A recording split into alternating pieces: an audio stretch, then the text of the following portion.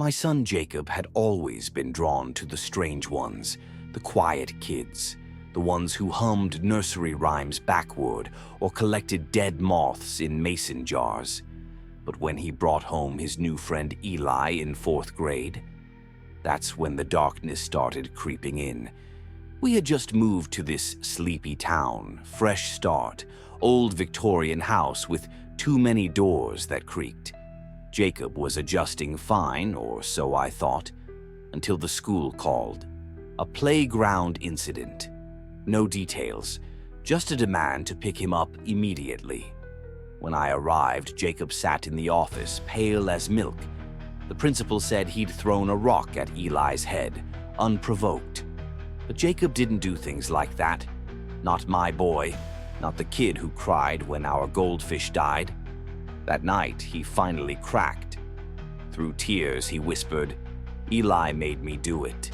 He said if I didn't, he'd show me what's inside the walls." I brushed it off. Kids say weird things, right? But then the sleepwalking began.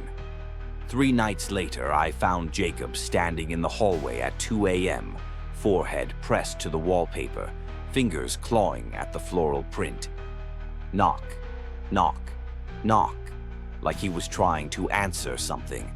When I shook him awake, he stared right through me and muttered, "Mr. Finch doesn't like the light." The next day, I called Eli's mother. She sounded tired, drained. "Eli's imaginative," she said. "His father used to sleepwalk too, before he disappeared." She begged me to let the boys have a sleepover, to make peace. Against my gut, I agreed. Their house felt wrong, too cold, too many clocks, all ticking out of sync. But the boys laughed playing checkers, so I left. Biggest mistake of my life. At 3 a.m., my phone buzzed, a voicemail from Jacob, voice shaking.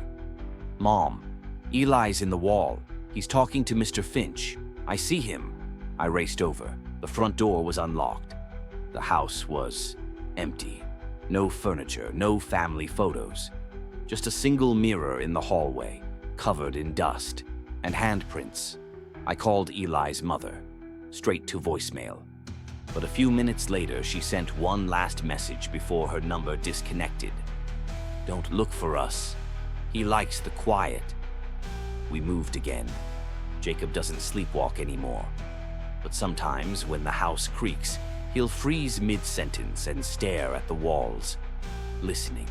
And last week, while renovating the attic, I found something under the floorboards, a rusted lunchbox filled with Eli's drawings, scribbled in red crayon over and over.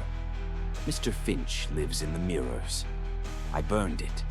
But that night, I swear I heard knocking, not from the walls, from inside the glass.